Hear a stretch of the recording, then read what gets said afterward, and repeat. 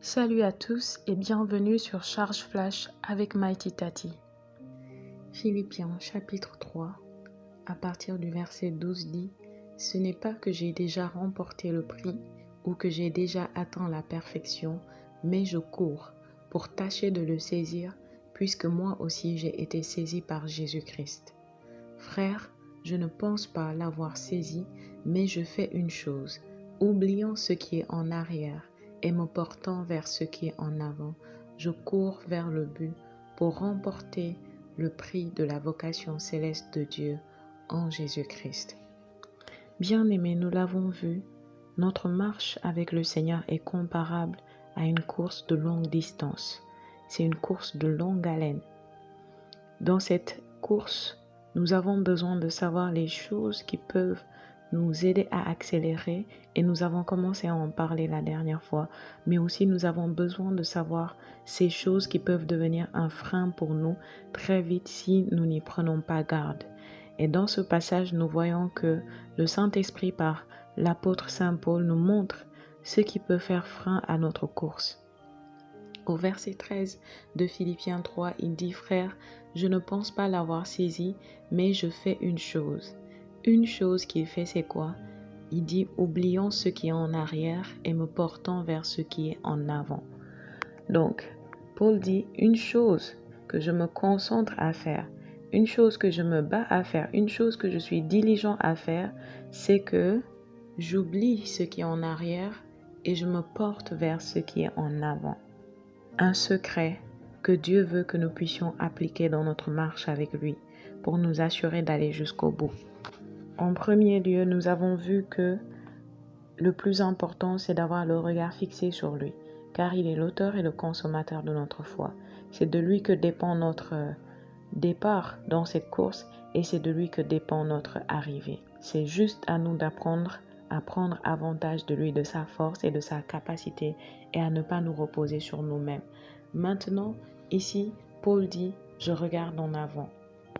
Et au verset 15, il nous conseille, il dit « Nous tous donc qui sommes parfaits, ayons cette même pensée, et si vous êtes en quelque point d'un autre avis, Dieu vous éclairera aussi là-dessus. » Il veut que nous ayons la même pensée.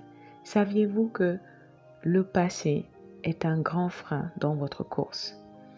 Vous pouvez être là aujourd'hui que quand on vous demande d'écrire la date, vous écrivez le jour où nous sommes, vous écrivez le mois où nous sommes, mais ça c'est physiquement. Émotionnellement, mentalement, spirituellement, parfois vous pouvez être 5 ans, 10 ans, 20 ans en arrière parce que vous n'avez pas compris ce secret. Et si vous n'êtes pas là aujourd'hui dans le temps présent, alors ça peut vraiment vous ralentir dans votre course. Voyons deux choses principalement liées au passé qui peuvent nous freiner. Premièrement, je parlerai des échecs, des déceptions, des douleurs du passé, des mauvaises expériences du passé. Le passé est passé. Le passé est derrière vous. Si vous avez vécu une chose hier, ce n'est pas pour autant que vous allez la vivre aujourd'hui. À moins que vous demeuriez dans ce passé, à moins que vous demeuriez dans cette expérience, à moins que vous ne vous permettiez pas de guérir, d'être restauré de ce passé, vous risquez de reproduire encore et encore ce passé. Et c'est normal, c'est parce qu'à l'intérieur de vous, vous êtes demeuré dans ce passé. Donc, vous n'êtes pas ouvert à une expérience différente de celle que vous avez vécue.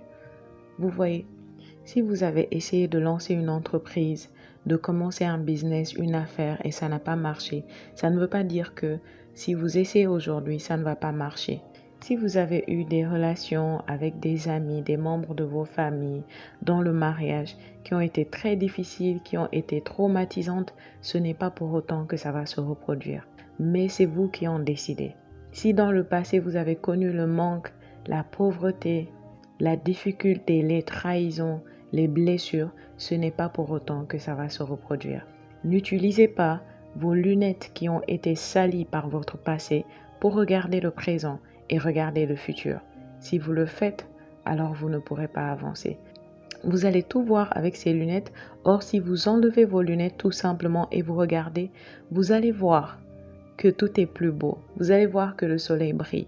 Ne permettez pas à votre passé de vous garder captif, de vous garder prisonnier. C'est vous qui faites le choix Ne dites pas non, c'était trop douloureux, c'était très difficile, je ne comprends pas, je n'arrive pas à oublier, je n'arrive pas à faire le deuil, je n'arrive pas à passer dessus. Vous pouvez le faire. Si vous êtes en Christ, si vous avez le Saint-Esprit, vous pouvez le faire. Vous pouvez surmonter votre passé. Vous pouvez utiliser le passé comme un tremplin. Les épreuves, les difficultés que vous avez utilisées peuvent devenir votre témoignage, peuvent être définis comme l'école par laquelle le Seigneur est passé pour vous apprendre des leçons, pour vous bâtir un caractère, pour vous purifier, pour vous rendre meilleur, pour vous rendre moins naïf, pour vous faire comprendre la vie. Le monsieur qui a inventé la lampe incandescente, on raconte qu'il a échoué tellement de fois avant de trouver, et c'est à la 1000e fois qu'il a trouvé la lampe incandescente. Et il paraît qu'on lui demandait souvent comment il a fait pour ne pas se décourager. Parce qu'il a essayé 999 fois et ça avait échoué. Et la 1000e fois, ça avait marché. Il a dit, c'est simple.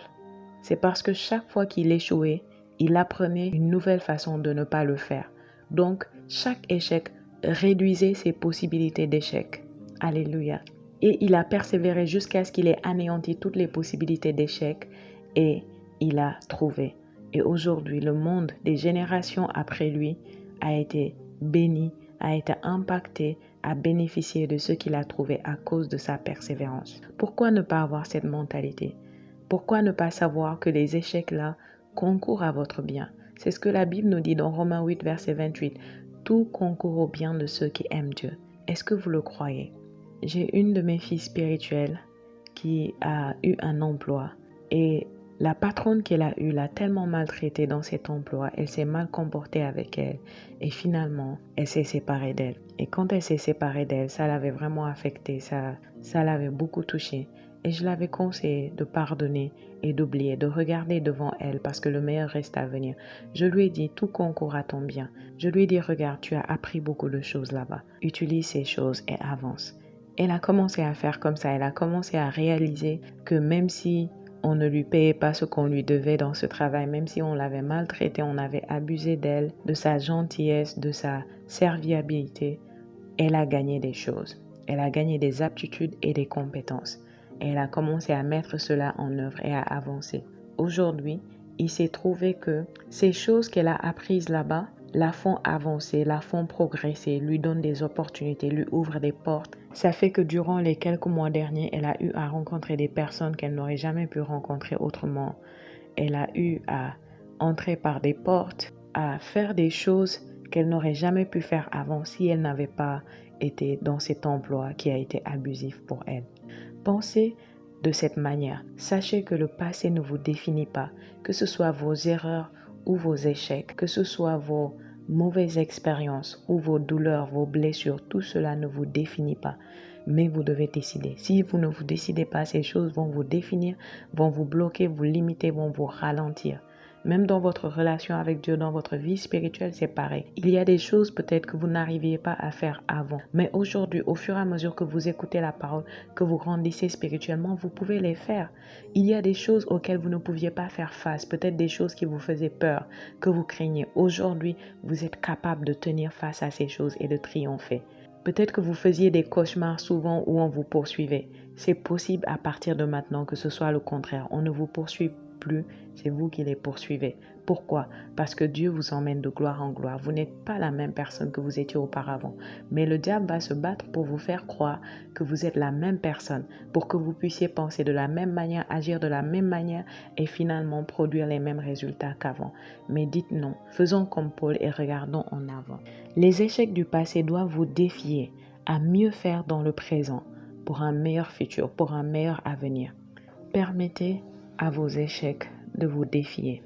Laissez que ceux qui vous ont vu échouer dans le passé, laissez que ceux qui vous ont vu à terre, qui se sont moqués, qui ont pensé que c'est fini, elle ne pourra plus se relever, il ne pourra plus se relever, il ne pourra plus avancer, il ne pourra plus le faire, il ne pourra plus y arriver. Laissez que Dieu confonde ces personnes. Laissez que ces gens vous regardent et ils disent que c'est juste comme un phénix qui renaît de ses cendres. Et on parle aussi de l'aigle dans la Bible.